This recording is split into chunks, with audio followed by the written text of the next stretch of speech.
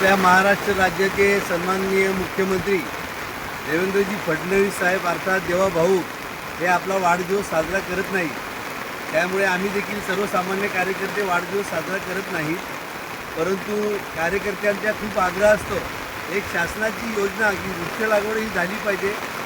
पर्यावरणाचं संतुलन बिघडत चाललेलं आहे, ते संवर्धनासाठी जास्तीत जास्त झाडं लावली पाहिजेत। आणि म्हणून महाराष्ट्र राज्य शिक्षण क्रांती संघटनेच्या सर्व कार्यकर्त्यांनी कोकण विभागातील जे पालघर, ठाणे, रायगड, रत्नागिरी, सिंधुदुर्ग हे जिल्हे आहेत, या 5 जिल्ह्यांमध्ये 1000 वृक्ष माझ्या वाढदिवसाच्या निमित्त लावण्याचा संकल्प केलेला आहे। आणि कालपासून हे अभियान सुरू आहे। मला वाटतं या आठवड्याभरामध्ये 1000 वृक्षांची लागवड पूर्ण होईल। जवळपास 1000हून अधिक म्हणजे 1200 वृक्ष ही संकलित झालेली आहे।